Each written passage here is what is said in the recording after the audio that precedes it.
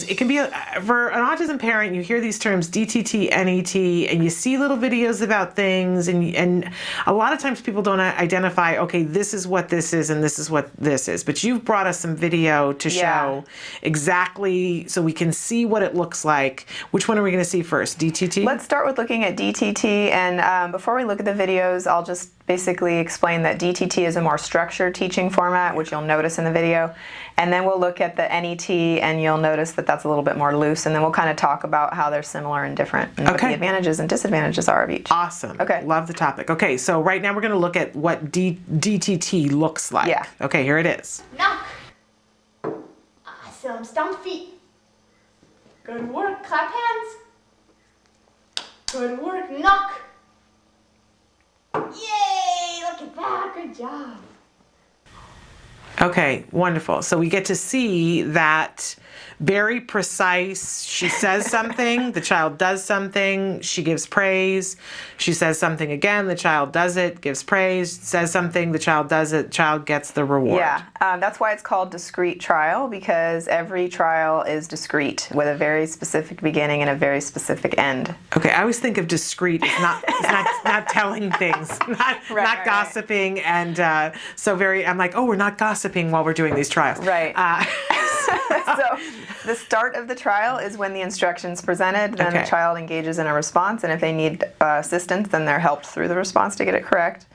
And then they're provided with a consequence, which is usually praise, and then that's paired with actual rewards and reinforcers that the child really likes. Now, if you haven't seen DTT before, it just looks crazy. It looks like, what on earth are you doing? How could this possibly be helpful?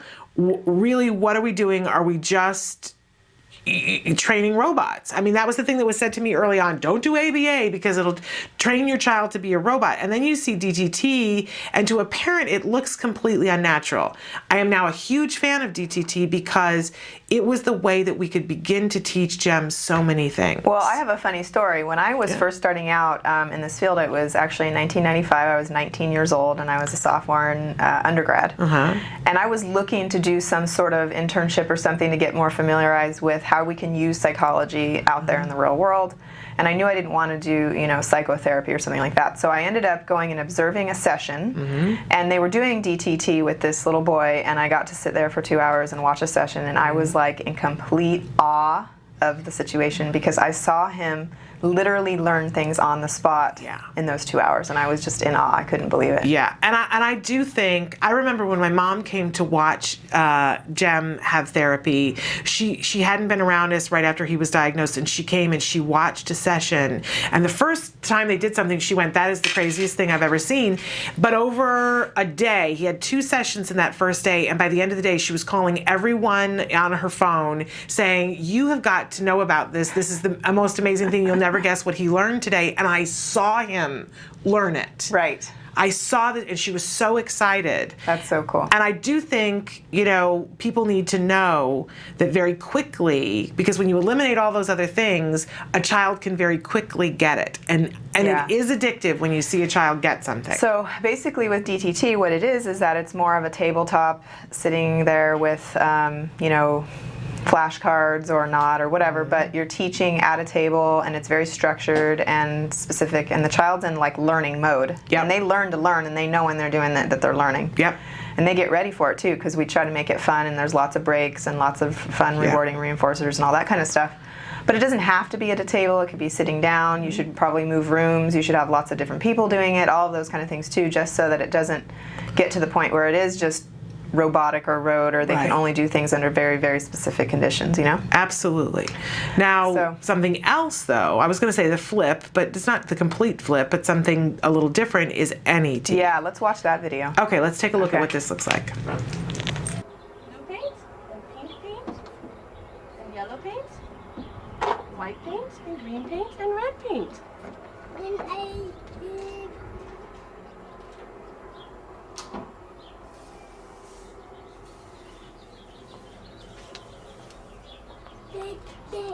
What? Sure, you can have red paint. There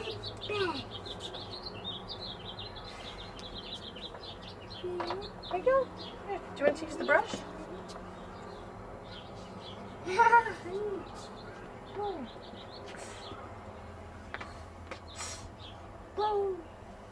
I'm painting. I'm painting. I have yellow. And I have yellow. And I have yellow. And I have yellow. And I have yellow. Paint. Paint. Yeah. Okay, so an entirely different feel to it. Yeah. But it's still a teaching moment Right. that's happening. And natural environment training is what it's called, and it's a Exactly. very natural environment. So Yeah. talk to us a little bit about So that. the teaching is going on in the child's natural environment, and it's centered around their current interests. So a lot of times what it involves is the teacher taking the child or letting the child take the lead in terms of what do they feel like doing right now, and you see them going towards, oh, I think I want to paint, okay? Yeah. And then from there they throw in targets and things they're going to start to teach in that moment. So, okay, we're trying to work on his colors and having him label them correctly. We're trying to work on him making requests for things that he wants spontaneously without us having to ask him, what do you want? And we're trying to also teach him object labels. And those are the three things that they were working on there in that painting situation. So he was extremely motivated. He's very interested in painting. And just by putting things out of reach and making it so that the child cannot get them, what does that do? It sets up some sort of motivation for the child to, there's this thing he wants, and he's more likely now to engage in these language type of behaviors we're looking for to get them. So she required him to actually not just say, I want the paint, but to say, I want the yellow paint, or I want the blue paint, so that he could start to learn the differences between his colors and start to utilize that in language. So totally two different situations here. Obviously with this one there's a lot less practice opportunities. Yeah. But it's totally centered on the child's motivation. So. Absolutely. Now here's the thing, it seems like a lot of times in the autism community there seem to be camps, right? Yeah. Of, oh, you know, we do DTT and we do NET, and a lot of misunderstanding about the fact that a lot of people intertwine these two things and use them together. Yes, they are both considered ABA-based teaching paradigms. And it's not meant for one or the other to be chosen. And for the most part, you look at the child's situation and how do they learn best. And some children learn really well in natural environment training. Other children need a little bit more of the practice, sit down. So you kind of have to design it based on that. But yeah, a little bit, there's some of that kind of camp stuff. Like some people think you should just do NET 100% of the time, for example. Yeah. And if your child responds to that, you know, that's great. But I, as a parent, my child wasn't picking things up in the natural environment. There were too many things going on. If I had only ever taught him using NET, we wouldn't be where we are today. Right. Because he couldn't pick things up in that way. But on the flip of it, I think about where would we have been if we'd only ever done DTT and not incorporated NET. My child wouldn't enjoy the things that he enjoys now.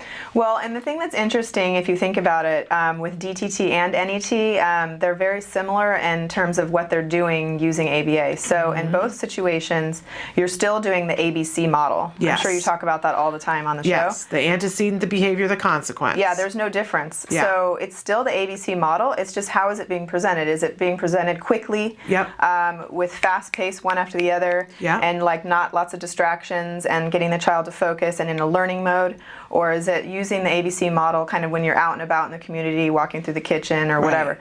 And so if it were me, what I would be doing is NET like anytime I'm not in a teaching mode. Right.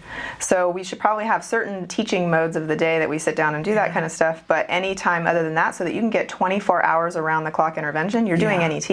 Always. Absolutely. Everywhere. I do that right now with my own daughter. Yeah. And always have, so that I can teach her more language, teach her how to be polite. You know, in every situation, there's some sort of learning opportunity. Absolutely.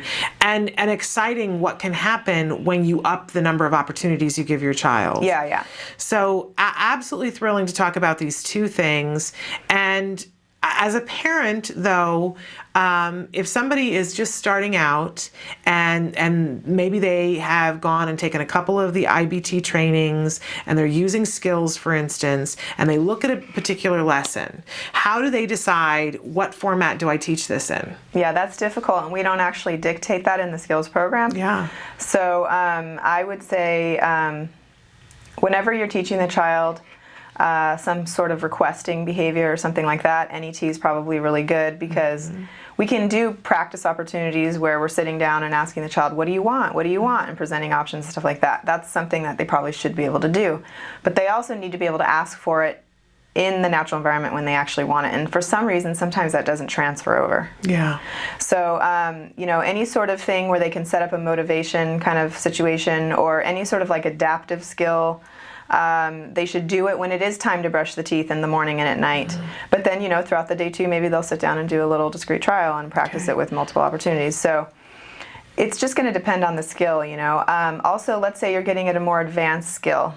Something where it just doesn't really make sense to sit down and drill somebody about, you know, how to learn about, you know, perspective taking or something like that. Right. You know? It makes more. Yeah, I think after you start to do this, it makes a little bit more sense which you would use when. But we talk all the time about having a tool belt and putting tools in your tool belt and then figuring out which tool you're going to use at which time. That this really is a creative art, ABA. Yeah.